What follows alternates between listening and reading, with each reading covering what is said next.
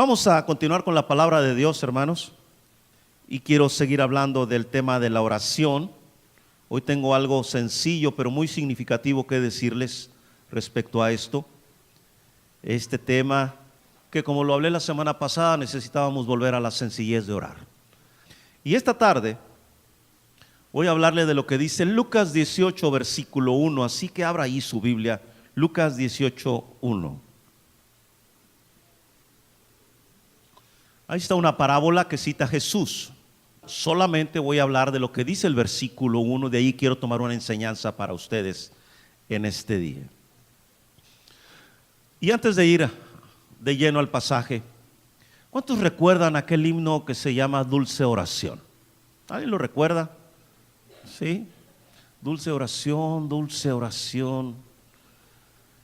de toda influencia mundanal elevas tú mi corazón al tierno Padre Celestial.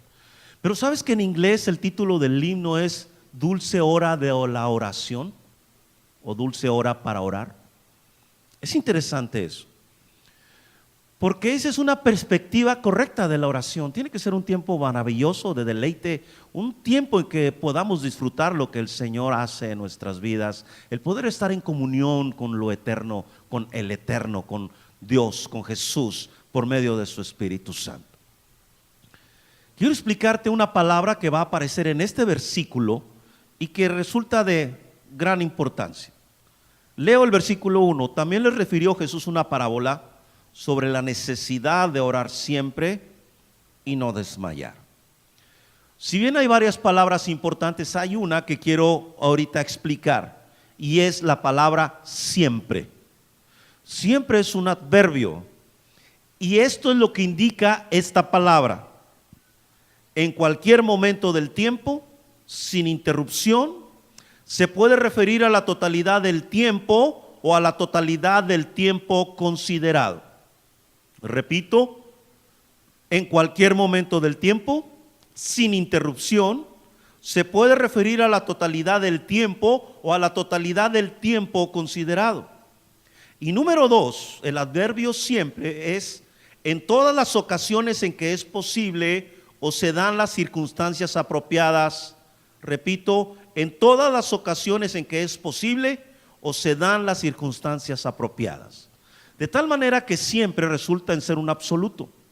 Por ejemplo, si tú dices, la tierra siempre gira. Así es. Eso no va a cambiar.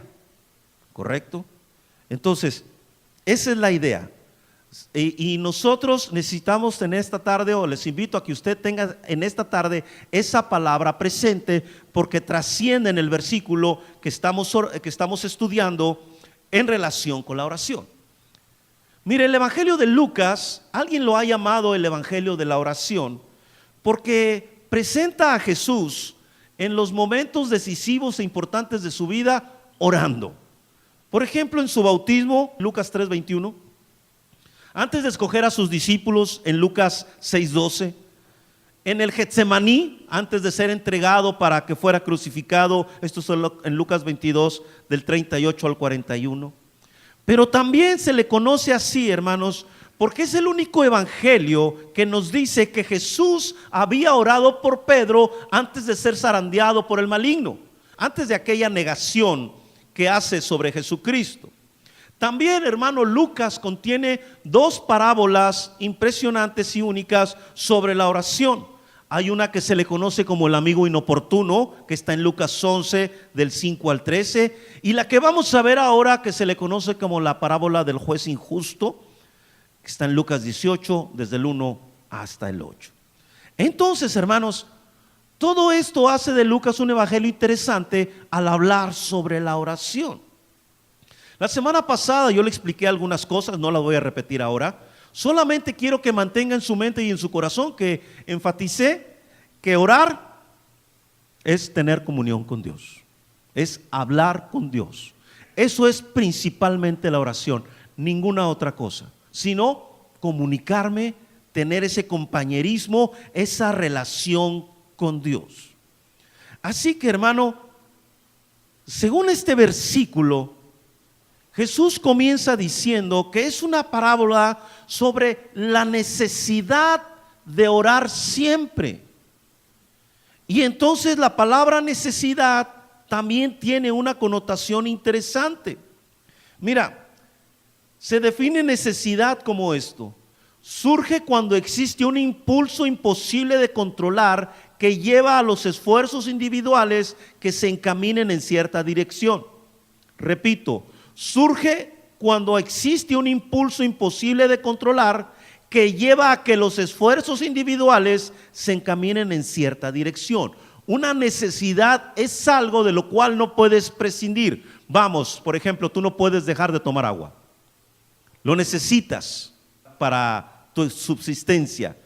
Entonces, hermano, la idea es que yo empiece a ver la oración, que sin ella no puedo vivir.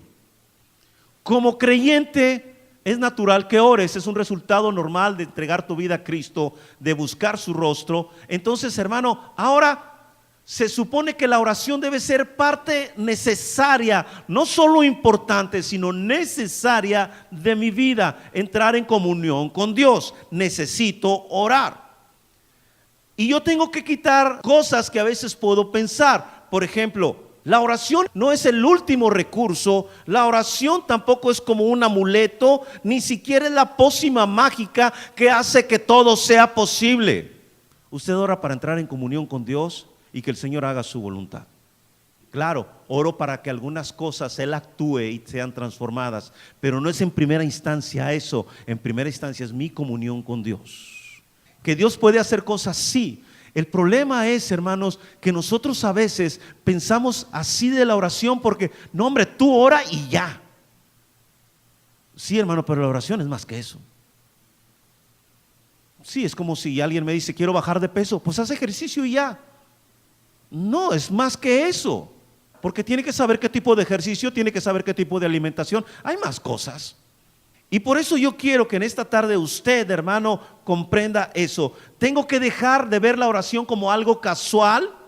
Tengo que dejarla de ver, hermano, como una cosa obligatoria. Y entonces empezar a ver que yo necesito orar. Ahora, ¿cómo se convierte un hábito en una necesidad? Bueno, primero tiene que ser hábito y luego tiene que ser necesidad. Por ejemplo, los que están habituados a hacer ejercicio, usted diga amén aunque no haga, los que están habituados a hacer ejercicio, en fe, usted haga ejercicio en fe, ¿verdad? Ok. Ellos tienen a veces esta condición interesante, que si un día no hacen ejercicio, sienten que se mueren. Sí.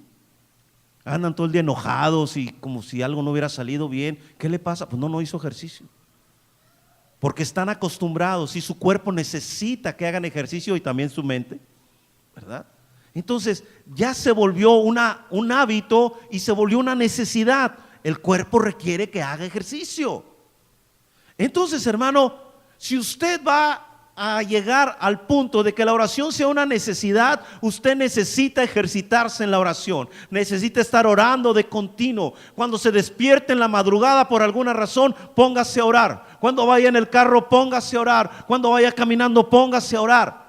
Y hable con Dios, no solo le pida cosas, ábrale su corazón, dígale cómo se siente, pregúntele acerca del futuro de sus hijos, pregúntele acerca de sus nietos, pregúntele acerca de Señor, ¿qué planes tienes para mí? ¿Qué hay para mí en el futuro, Señor? Muéstrame, prepárame al respecto, Jesús, porque yo quiero vivir confiado y dependiendo de ti. Y entonces se convierte la oración en algo maravilloso. Porque no solo estás pidiendo, estás buscando su rostro y estás tratando de entender lo que Él tiene y quiere para ti en su perfecto plan y en su perfecta voluntad. Debe llegar a ser en mi vida la oración una necesidad.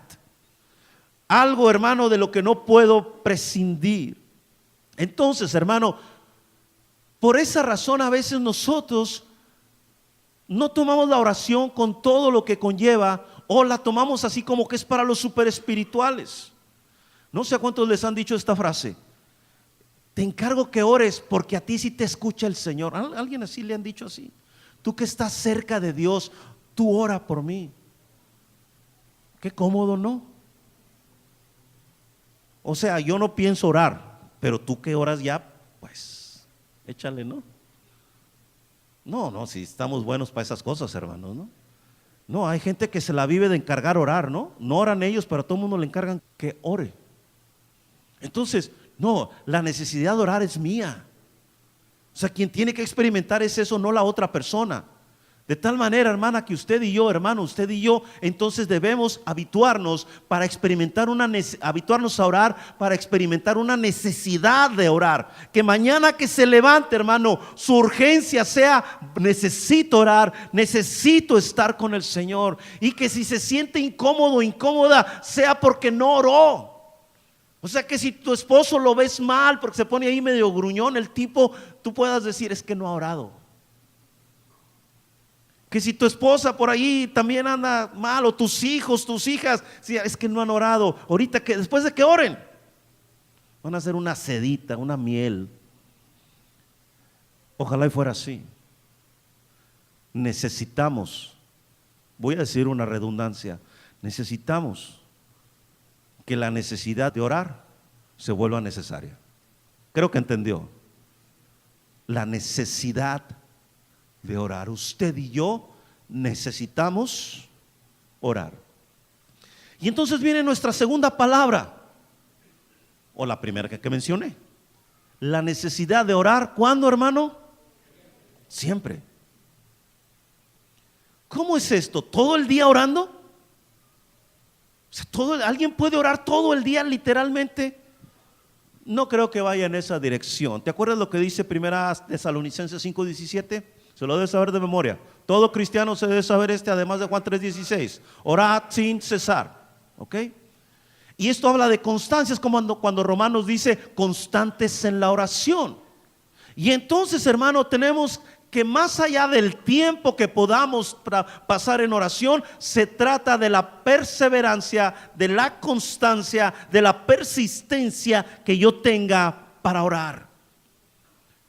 Ya expliqué lo que significa o lo que implica la palabra siempre. Así que bien podemos decir que en este versículo se refiere a todas las ocasiones posibles, a toda la frecuencia, a la constancia y a la perseverancia. Entonces, hermano, la necesidad de orar siempre, pero también hay otra necesidad: y no desmayar. Orar siempre. Déjenme dar un ejemplo muy simple. ¿Cuántos de ustedes han empezado una dieta y la rompieron a los 2 días? A lo mejor me fui muy lejos, ¿verdad? A las 2 horas. Sí, porque ya pasaste por el olor a tacos y no, moriste. Dijiste: no, empiezo el lunes, ¿verdad? Sí sabe que todas las dietas se empiezan el lunes, ¿verdad? Siempre, siempre. Aunque sea lunes, se empiezan hasta el otro lunes. Entonces, nosotros, hermano, a veces rompemos cosas muy rápido, es decir, las hacemos a un lado. De hecho, ¿sí conoces que hay gente que empieza muchas cosas y no las termina? Tienen excelentes iniciativas y oportunidades, inician y no terminan. Y ese es un problema. Yo necesito aprender que lo que empiece lo tengo que terminar, y me refiero a lo bueno, no a lo malo, obviamente. Entonces, esto necesita perseverancia, necesita persistencia. Mira, es cuando los chavos adolescentes van al gimnasio un día y ya se están parando en el espejo a verse. No, esto es perseverancia, es persistencia, es estar ahí constantes, es levantarte, es abstenerse de algunas cosas muy ricas como hamburguesas, como nieve, en fin, esas cosas, ¿verdad? Qué feas son, ¿verdad? Pero bueno, a veces uno se tiene que sacrificar, pero sin duda, hermano, si usted no hace eso, su cuerpo siempre va a estar igual o peor. Entonces, creo que ya me entendió a dónde voy. Se trata, hermano, de que si voy a orar, esto tiene que ser una conducta natural en mi vida, un resultado normal de creer en el Señor. Se trata, hermano, de algo que no solo disfruto hacer, sino que también es algo que no batallo para hacer y que lo hago con constancia. Puedo orar hoy en la mañana, puedo orar en la tarde, puedo orar en la noche, puedo orar en la madrugada, siempre. Oro cuando tengo problemas, oro cuando tengo crisis, oro cuando estoy feliz, oro cuando estoy contento, oro porque me gusta orar. Y nadie me puede quitar esa delicia. Así que, hermano, oramos siempre, orar siempre, orad sin cesar. Y cuando habla de orar siempre, da por implícito lo que dice a continuación el versículo: no vas a desmayar, vas a mantenerte orando. Escucha esto: la perseverancia en la oración requiere firmeza, inteligencia y diligencia. Quien está orando y abandona la oración se dio por vencido. No ha entendido quién es Dios, no sabe lo que es mantenerse orando. Déjame explicarte: oro a Dios y presento algunas cosas delante de Él, pero mi comunión con Él no depende de esas peticiones, depende de quién es Él, que soy su hijo, que me perdonó y que me salvó, y me gusta hablar con Él. Porque entonces yo solo me limito a pedir, y entonces Dios es casi Santa Claus, ¿no? Sí, porque a Santa Claus le haces una lista de lo que quieres, que por cierto nunca te dan lo que quieres. ¿Se dieron cuenta ya, chavos? Sí. Sí saben que no hay Santa Claus, ¿verdad? Sí. Ok, bien. Entonces, simplemente piensa por un momento en estas cosas que te estoy enseñando. Hay quien ha definido la perseverancia en la oración como la gota de agua que perfora las rocas. Tenemos que estar allí, hermanos. Tiene que estar allí, hermana, orando y una y otra vez, clamando al Señor, presentándose delante de Él. La perseverancia y la tenacidad también van de la mano, relacionadas con la oración, y estas son sustentadas por la fe. Hebreos 11:1 dice una cosa, esto usted lo sabe: es pues la fe la certeza de lo que se espera, ¿qué más? La convicción de lo que no se ve. Entonces, yo estoy siendo persistente porque yo estoy convencido de lo que Dios me ha prometido en su palabra, y espero en Él a que Él obre y que Él actúe. Por eso dice Santiago 1:6: pero pida con fe, cuando habla de la sabiduría, pero pida con fe, no dudando nada. Déjame explicarte esto, y se lo voy a leer para tener clara la idea. El desmayo, la claudicación en la persistencia en la oración está relacionado con la duda y la falta de convicción. Pero la persistencia está relacionada con la convicción de que yo sé a quién le he creído, de que conozco sus promesas y sé que Él es un Dios fiel, y que Él en su perfecto plan y en su perfecta voluntad dará lugar a mi petición y me responderá. Se genera una convicción interna: sé que Dios puede responderme, sé que Dios puede obrar, sé que Dios puede manifestarse. Esa es una convicción. Es como los amigos de Daniel: nuestro Dios puede librarnos. Claro que tiene el poder de hacerlo, y si no lo hace, no hay problema, no vamos a adorar la estatua. Eso es fe. O sea, no solo la fe es la obtención de los resultados, y lo he dicho anteriormente. Así que, hermano, tenemos promesas en su palabra, y allí descansa nuestra fe y la razón de seguir orando al respecto. Mira, si hubo un momento en que mi esposa y yo orábamos para tener hijos, y quiero ser honesto y decir que en algún momento yo dije: no, definitivamente esto no va a funcionar. Y entonces yo empecé a buscar a un doctor para operarme, y ya simplemente no poder tener hijos de ninguna manera. Sí, a ese grado llegué. Gracias a Dios nunca lo hice, ¿verdad? Pero sí, yo oraba, yo decía: Señor, presentaré un día un hijo delante de ti, Señor, abrazaré un hijo, Señor, y todo eso yo lo cuestionaba al Señor, y ahí estaba orando y orando, orábamos mi esposa y yo, y no, hermanos, llegó un momento en que en serio me doblé, como todos los hombres, ¿verdad? Las mujeres son más persistentes que los hombres, digan amén, hermanas. Las mujeres son más persistentes que los hombres, sí, amén. Sí. Los hombres nos doblamos de alguna manera más fácil, no sé por qué. Pero sí, dejé de orar y dije: no, Señor, ya esto nunca va a pasar, Señor, yo no veo resultados. Obviamente después el Señor obró, pero necesitamos no hacer eso que hizo Jonatán en un tiempo. Necesitamos mantenernos perseverantes, orando, creyendo en las promesas de Dios.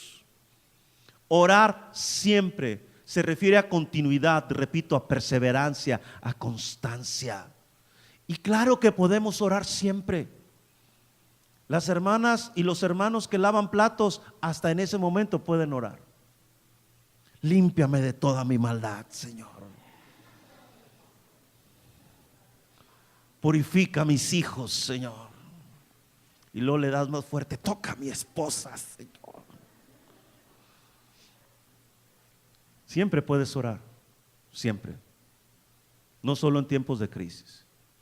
Mira, ahorita que estábamos cantando, y me gusta mucho que me suceda, cuando estás cantando algo sumamente bíblico como lo que cantamos hoy, y cantamos regularmente, gracias a Dios, cuando hablaba de la gracia de Dios, este canto, que dice que fue por su gracia. Eso a mí, hermanos, siempre me parte el alma, la vida, todo. Porque he entendido que si no fuera por su gracia, hermano, mi vida se hubiera perdido totalmente. Entiendo ese gran amor de Dios y me detengo y le digo: gracias, Señor, eres maravilloso, eres hermoso, eres precioso. Desde ese tiempo también, cuando estamos cantando, deje de cantar y ore en adoración a Dios. Ore adorando a Dios y dígale: gracias, Señor, por la oportunidad que me has dado. Gracias, Señor, porque lo que dice este canto es cierto. Estoy perdonado, soy nueva criatura, algo grande ha sucedido en mí. Y te detienes y adoras en oración al Señor. Orar siempre, no solo cuando las cosas van mal, sino también cuando están bien.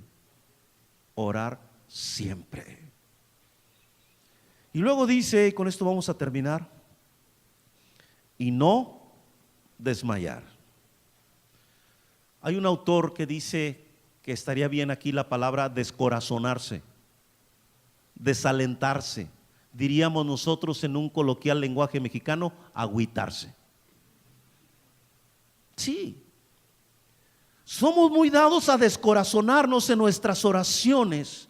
¿Por qué? Porque nosotros vivimos en la era de lo rápido. Queremos carros más rápidos, queremos computadoras más rápidas, queremos relojes más rápidos. Bueno, eso sí va a estar difícil, ¿no? Relojes más rápidos. Queremos rápido casarnos, queremos rápido tener novia, queremos rápido terminar la carrera. No, hermanos. Dios no tiene promociones en el cielo de si no te respondo en 30 minutos la petición es tuya. No. Con Dios, cuando oras, vas a tener que esperar. Lo dije la semana pasada un poco y hoy voy a insistirlo. Nosotros queremos respuestas rápidas, acciones instantáneas que lo cambien todo, y cuando no sucede así, esto nos decepciona, nos descorazona, nos desalienta, dejamos de orar. No, ya Dios no me contestó, ya te di un ejemplo de mi parte. No, la oración no, yo no sé por qué nos ponen a orar tanto. Mira, al final de cuentas ni se salvó, al final de cuentas pasó esto, al final de cuentas aquello. Yo no sé, a lo mejor estoy al final de la lista y por eso Dios no me responde, o mi apellido empieza con W y pues el Señor no lo encuentra o algo, no sé. Pero no es así. Yo te lo dije la semana pasada y yo lo vuelvo a decir. Dios tiene tiempos y planes perfectos para todos nosotros. Con nadie trata igual que el otro porque somos personas individuales, nos conoce por nombre. Y eso debe darme paz. Entonces, hermano, la decepción viene porque yo quiero una respuesta inmediata, es decir, desmayar viene porque quiero que Dios me responda ya. Pero entiende esto, cuando oramos, Él ve detalles y cosas que tú y yo no vemos. Mira, voy a poner un ejemplo muy sencillo. Los que son papás, tienes un hijo de 13 años aproximadamente y llega y te dice: papá, cómprame un carro. Y si se puede, un Ferrari. Y tú lo ves y dices, tú vas a ver, él ve pasearse, salir con su chica, él ve llegar con sus amigos y que todos lo feliciten. Pero ¿qué ves tú como papá? ¿Ah? Hijito, si acaso te compro, es un bocho. Lo piensas aquí. Y eso va a ser cuando tengas edad, no ahorita. Eso va a ser cuando puedas tramitar tu licencia para manejar. Como papás vemos todo eso, pero el niño ya se siente soñado, ¿no? El otro día me estaba acordando de alguna barbaridad mía que le dije a mi papá cuando yo era niño. Porque le dije a mi papá, porque ya me llevaron al kinder como todo buen niño, y papá se fue a un viaje no sé a dónde, y cuando regresó yo ya no iba al kinder. Entonces mi papá se sentó a hablar conmigo y me dice: hijito, ¿por qué no quieres ir al kinder? Dice: voy a ir, le dije, voy a ir hasta que me compres un caballo.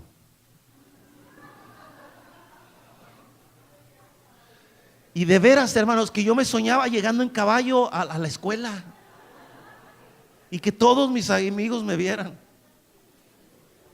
Bueno, obviamente no me compraron el caballo y tuve que regresar al kinder también.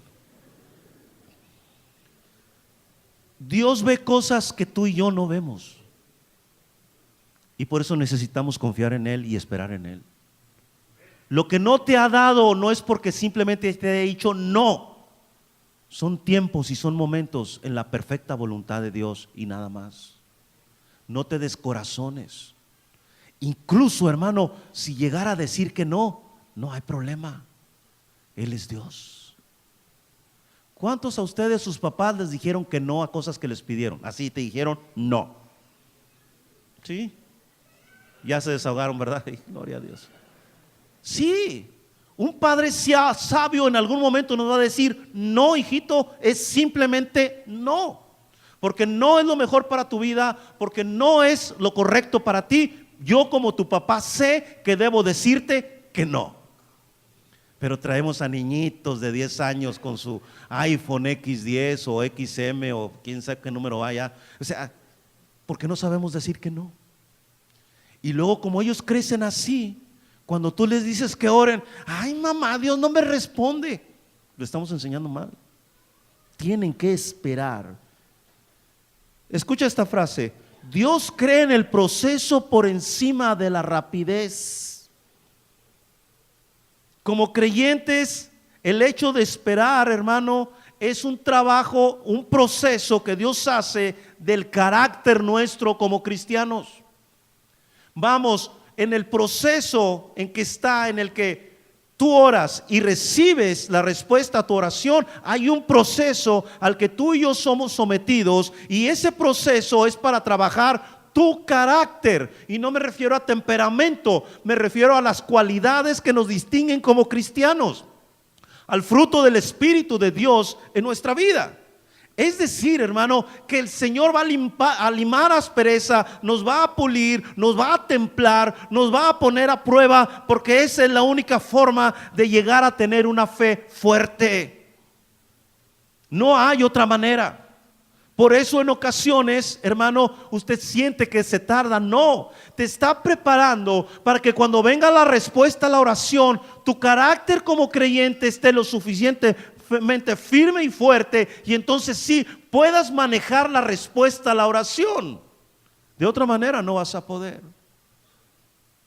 Entonces, hermana, hermano, lo que yo tengo que entender es esto que le acabo de decir: Dios cree en el proceso por encima de la rapidez. Dios no está interesado en responderte pronto. Dios está interesado en pulirte, en que tu carácter sea moldeado, repito. Así que, hermano, Él va a tratar con nosotros, nos persuadirá, nos mostrará lo que es necesario cambiar, nos enfrentará con nuestros pecados para perdonarlos, y también, hermano, para que seamos santificados. Eso va a hacer Dios con nuestra oración o en el proceso de orar. Usted y yo tenemos que aprender a esperar. Creo que ese es un grande problema de por qué desmaya a la gente la oración. Si usted está orando, tiene que aprender a esperar. Mire lo que dice el Salmo 27:14. ¿Quiere abrir ahí su Biblia, por favor? Y vamos a leer lo que dice este salmo acerca de esperar.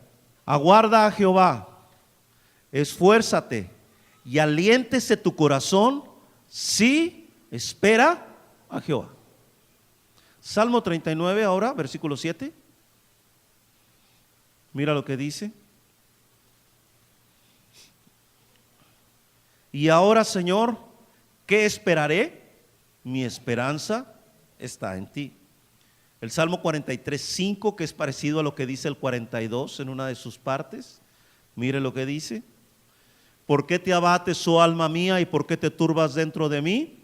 Espera en Dios, porque aún he de alabarle, salvación mía y Dios mío. ¿Y se acuerda lo que dice Isaías? Los que esperan a Jehová tendrán nuevas fuerzas. ¿Te das cuenta cómo en el sentir de la Biblia, y no solo allí, en cada ejemplo que tú ves, te vas a dar cuenta que la gente tuvo que esperar? La mujer que tenía flujo de sangre, ¿cuántos años pasó esperando su sanidad, esperarse encontrar con Jesús? 12 años. La mujer encorvada, 18 años. El ciego de nacimiento, pues desde que nació hasta 30 y tantos años, ¿sí? De tal manera, hermano, que todos tuvieron que esperar.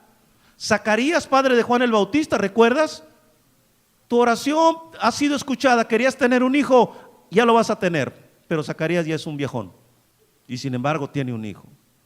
¿Te acuerdas también de Abraham? A los 75 años se le promete un hijo, y ¿a los cuántos lo tiene? A los 100 años. Pasaron 25 años antes de que tuviera el hijo. Y nosotros queremos que nos responda rápido. ¿Por qué? Porque eso es lo que nos han alimentado algunas personas que no se han detenido en esto en la oración. No, es que si no te responde rápido te está faltando fe. ¿Quién dijo? ¿Dónde está eso en la Biblia? Que si Dios no me responde rápido es porque me faltó fe. Esa es una idea meramente humana. Totalmente humana, no tiene nada que ver con Dios. Dios cree en esperar, es decir, Dios demanda que nosotros esperemos su respuesta, que esperemos a que Él haga, que esperemos a que Él se mueva. En la Biblia tenemos ejemplos gráficos de gente que se adelantó a mover de Dios y terminaron equivocados. Si no, pregúntale a Saúl. Así que, hermano, toma en cuenta esto. Y en segundo lugar, hermano, desmayamos porque en ocasiones nuestro entendimiento y nuestra expectativa de Dios es equivocada o son equivocados. Me refiero, hermano, a que hemos construido conceptos de Dios y de cómo obra en la oración más basados en nuestros anhelos e ideas de otros que en lo que la Biblia enseña. He mencionado esto desde el domingo pasado. Entonces, cuando Dios procede según su voluntad, nos descorazonamos y nos decepcionamos porque no hizo lo que nosotros queríamos que hiciera. Déjeme ser más específico en esto. Yo no sé si usted se ha dado cuenta, pero algunas oraciones están dirigidas para deshacernos de lo negativo que buscar la actitud, la fuerza y la fe para enfrentar lo que venga. Fíjese cómo oramos. Si usted se va a hospitalizar, ¿cómo es la oración regular? Que todo salga bien, Señor, guía las manos del médico, que no haya ninguna complicación. Pero ¿por qué pedimos eso? ¿Será que tenemos un temor escondido de que algo salga mal? Nada más piénselo. Y no estoy diciendo que esté mal eso, estoy diciendo que enfocamos nuestras oraciones demasiado así, pero a veces no, las cosas no salen bien, usted lo sabe. ¿Cuántos de ustedes de repente el doctor salió y le dijo, híjole, tenemos una complicación? ¿Y qué tuviste que hacer? Orar, confiar y esperar, ¿verdad? Pero ¿qué tal si oráramos y dijéramos, Señor, no solo cuides a mi hijo, dale la fuerza para enfrentar lo que venga, dale la capacidad de superar cualquier obstáculo, Señor? ¿No podríamos orar así por ellos? ¿No podrías orar así por ti? Señor, sé que hoy vas a bendecir mi trabajo, pero si se presenta algo, Señor, quiero la sabiduría y la inteligencia para resolverlo. Señor, si alguna situación se saliera de mis manos, quiero tener la paciencia y el entendimiento para saber que no ha excedido tu control y que tú puedes obrar de una manera maravillosa y poderosa. ¿Por qué no empezamos a modelar un poquito más nuestras oraciones? Porque detrás de eso hay una idea de que si no sufro, si solo prospero, si todo me sale bien, entonces yo voy a estar bien. Pero cuando lees la Biblia, hermano, te vas a dar cuenta que hubo personajes que enfrentaron cosas impresionantes y mantuvieron su fe en Dios. No todo les salió bien, pero el Señor estuvo con ellos siempre. ¿No dijo Jesús, en el mundo tendréis aflicción, pero confiad, he vencido al mundo? ¿Has leído Hebreos 11, todo lo que le pasó a algunos de ellos que están ahí? Si algunos murieron devorados por leones, otros fueron aserrados y que les faltó fe. No, está diciendo que por la fe se mantuvieron confiando en Dios. Así que, hermano, nosotros necesitamos reenfocar esto y darnos cuenta que no siempre la oración debe estar destinada a evitarnos sufrir, sino tiene que estar dirigida a la fortaleza que necesitamos para enfrentar lo que venga. Acabo de leer un artículo que dice que la Biblia sí enseña que tú puedes vivir en esta vida solo en prosperidad, sin enfermedades y sin problemas. Yo me pregunté después de leer lo que la autora decía, ¿en qué Biblia viene eso? ¿O en qué versión está? Porque en la que yo estoy leyendo no viene eso. No existe tal cosa. Vivir siempre en prosperidad, siempre sin sufrir. No, hermanos, o sea, estamos en otro mundo. ¿O será en algún mundo paralelo al nuestro? En una dimensión desconocida. No, hermano, vivimos una vida real, estamos en un mundo imperfecto, tenemos cuerpos imperfectos, nos pasan cosas, nos pasan desgracias, enfrentamos situaciones económicas inestables. Todos los que estamos aquí lo sabemos, tenemos problemas, enfrentamos tragedias incluso. Por eso, hermano, están ahí las promesas de Dios en su palabra. Si las promesas de Dios no fueran necesarias, ¿para qué nos las dejaron en la Biblia? Cuando dice que Él estaría conmigo todos los días y hasta el fin del mundo, no era solo para que no me sintiera abandonado, sino era por lo que puedo enfrentar en este mundo. Que cuando dice, cuando pases por las aguas, yo estaré contigo, y si pasas por el fuego, no te vas a quemar, y si pasas por los ríos, no te vas a ahogar. ¿Qué quiere decir eso? Que voy a pasar por el fuego, que voy a pasar por el río, y que a veces las aguas me van a llegar hasta el cuello. Pero ¿qué dice Dios? No te va a suceder nada. Entonces estás comprendiendo, no es que Dios me hizo su hijo y me metió en una burbuja impresionante donde nada se me acerca y nada me toca, sino es que el Señor me salvó y me dice, te doy de mi espíritu. Incluso llegó a decirnos, y por ese espíritu que mora en ti, ahora yo te doy autoridad para hollar serpientes y escorpiones y sobre toda fuerza del enemigo, y que nada te dañe. Y también dice, sobre los enfermos pondrán las manos y sanarán y hablarán otras lenguas. Entonces, hermano, todo eso nos es dado porque lo que vivimos aquí es tremendo y a veces terrible. Así que, hermano, nosotros necesitamos orar siempre y no desmayar. Necesitamos, hermanos, continuar orando. Hermano, aún los pastores tenemos oraciones sin contestar. Y aún los siervos de Dios, quienes quiera que sean, hay oraciones a las que Dios nos ha dicho no. ¿Se acuerda del apóstol Pablo?